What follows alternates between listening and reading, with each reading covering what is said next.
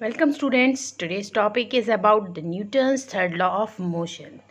In this law, you will learn that what Newton describes in his third law. Let's start. Newton के first law को हमने पढ़ा, second law को पढ़ा, अभी हमारा थर्ड लॉ है। फर्स्ट लॉ में क्या पढ़ा था, थोड़ा सा एक क्विक रिवीजन कर देते हैं।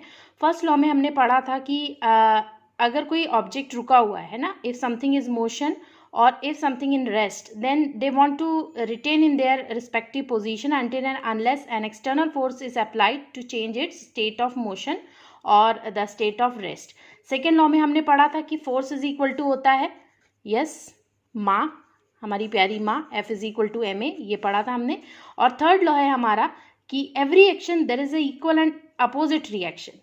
ठीक है, आपने किसी को एक थप्पड़ मारा है तो बदले में वो आपको एक थप्पड़ जरूर मारेगा। आप कुछ इसी तरीके से न्यूटन का थर्ड लॉ समझ सकते हैं, that every action is equal and opposite reaction. So this law is about the action and reaction. Action force होता है, रिएक्शन फोर्स होता है। ठीक है, तो यहाँ पर हम क्या कह सकते हैं कि third law of motion states that when an object exerts a force on another object, the second object also exerts a force back on the first object, and both the forces are opposite in direction but their magnitude is same, so we can say F is equal to the minus F. ठीक है, तो both forces are same but they are in opposite direction. तो ये था आपका Newton's third law. अभी आप सोच रहे होंगे कितना अच्छा सा लॉ है, कितना छोटा सा लॉ है और इसका क्या यूज़ होता होगा, क्या ये लॉ कहीं यूज़ किया जाता है या फिर कहीं हम डेली लाइफ में इसको यूज़ करते हैं? तो बिल्कुल करते हैं, हम बचपन से इस लॉ को यूज़ करते आ रहे हैं लेकिन हमें पता नहीं था। चलिए स्टार्ट करते हैं कि कैसे हम बचपन से इसे यूज़ करते आ रहे हैं। सबसे पहला एग्जाम्पल लीजिएगा, वॉकिंग का एग्जाम्पल। जब हम चलते हैं तो क्या होता है, आप देखिए every action there is equal and opposite reaction. आप चल रहे हो तो ये आपके पैर हैं, ठीक है, आपके पैर क्या कर रहे हैं, इस ज़मीन को दबा रहे हैं और पीछे की तरफ को धक्का मार रहे हैं। तो आप ज़मीन को पीछे की तरफ धक्का मार रहे हो, ज़मीन क्या कर रही है, आप पे अपोजिट फोर्स लगा रही है, वो आपको आगे की तरफ पुश कर रही है, जिससे क्या हो रहा है, आप आगे की तरफ चल रहे हो। तो ये एक एग्जाम्पल था हाउ वी वॉक। ठीक है, according to the Newton's third law. वैसे हर चीज़ के तो कई सारे फिनोमिना होते हैं, हमारे चलने के पीछे और भी चीज़ें इन्वॉल्व होती हैं। अब आप बोलो कि क्या मसल्स इन्वॉल्व नहीं होती हैं या फिर हमारी विल इन्वॉल्व नहीं होती है, तो बहुत सारी चीज़ें का इन्वॉल्वमेंट होता है। लेकिन हम न्यूटन के थर्ड लॉ के कॉन्सेप्ट में पढ़ रहे हैं कि हम जब चलते हैं तो न्यूटन का थर्ड लॉ कैसे उसमें अप्लाई होता है।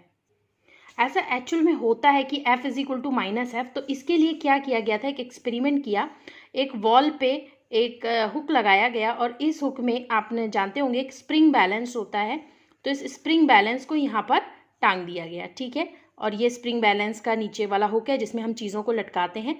दूसरा स्प्रिंग बैलेंस का हुक इसमें फंसाया गया, ठीक, और उसके बाद इसको हमने यहाँ से ऐसे करके लगा दिया। अभी हम क्या कर रहे हैं, इसको हम अपने हाथ से खींच रहे हैं, ये हमारा हाथ है, हम लोग इससे खींच रहे हैं। तो क्या हुआ कि यहाँ पर जो रीडिंग दिखाई जा रही है, यहाँ पे हम लोग रीडिंग पढ़ सकते हैं और यहाँ पर भी रीडिंग पढ़ सकते हैं। तो दोनों रीडिंग्स जो थी वो इक्वल थी, ठीक है, लेकिन डिफरेंस क्या हो रहा है, वही चीज़ माइनस का, यानी कि डायरेक्शन चेंज थी।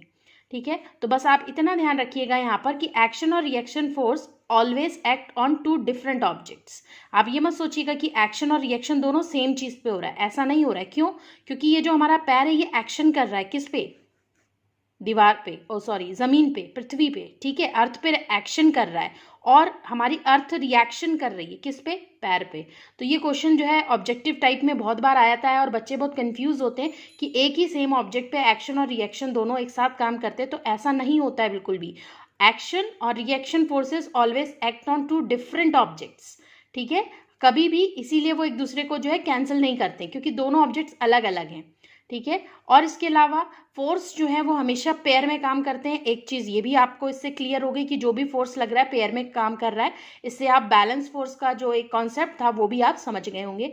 तो बहुत सारे इसके एग्जांपल्स होते हैं जिस पे न्यूटन का थर्ड लॉ बेस्ड है, जैसे वॉकिंग का मैंने आपको बताया। स्विमिंग में भी सेम होता है। स्विमिंग में आप क्या देखते हैं कि भाई एक आदमी तैर रहा है तो क्या करता है, वो पानी को अपने हाथ से पीछे की तरफ को धक्का देता है और पानी क्या कर रहा है, उसको आगे की तरफ को धक्का दे रहा है। बिल्कुल यही एग्जाम्पल आपका रिकॉइलिंग का होता है गन में। ये जो आपकी गन है, इस गन में क्या होता है कि आप जैसे ही इसको शूट करते हैं तो इसके अंदर से क्या निकल रही है भाई, गोली निकल रही है, आगे को चल रही है। तो जितनी वेलोसिटी के साथ ये जो गोली है ये आगे की तरफ को जाती है, ये बुलेट, उतने ही से वो पीछे की तरफ को धक्का मारती है, जिससे क्या होता है, जिसने इस बंदूक को पकड़ा होता है उसको थोड़ा सा जर्क फील होता है। तो अगर वो काफ़ी स्पेशलिस्ट हो चुका होता है उस चीज़ का तो वो उसे हैंडल कर लेता है, अदरवाइज न्यू जो होते हैं उसको उनको थोड़ा दिक्कत हो जाती है।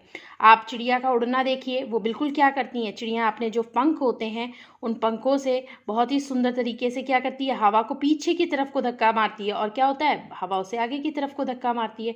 बिल्कुल वैसे ही आपने देखा होगा कि जब आप नाव में बैठते हैं और आपने उसमें, आप ये देखिए इस तरीके से जब आप इसे फ्लैप कर रहे होते पीछे की तरफ को, तो क्या होता है कि पानी को पीछे की तरफ को करते हैं ना, ओर से आप पीछे की तरफ को करते हैं, और रिवर क्या कर रहा है, river water exerts an equal and opposite reaction on the boat. ठीक है, तो क्या हो रहा है, बोट रिवर में है, boatsman push the water backward with its oars, but in turn what happens, the river water exerts equal and opposite force on boat। तो आपने यहाँ पर देखा ना कि equal and opposite है और ऑब्जेक्ट सेम नहीं है। ठीक है, अब आप इसी बोट का एग्जाम्पल देख रहे हैं, तो देखिए बोट किनारे पे आ गई है, ये आपका कॉर्नर है। ठीक है, तो आप जब यहाँ से इस पर कूदते हैं तो क्या होता है, जब आप कूदते हैं तो बोट पीछे की तरफ को आता है। Yes, the boat is found to move in a backward direction, why, due to the reaction force by this wall. ठीक है, तो ये काफ़ी सारे एग्जाम्पल थे जो कि थर्ड लॉ ऑफ मोशन से रिलेटेड थे। नेक्स्ट वीडियो में हम law of conservation of momentum पढ़ेंगे। Till then, thanks for watching.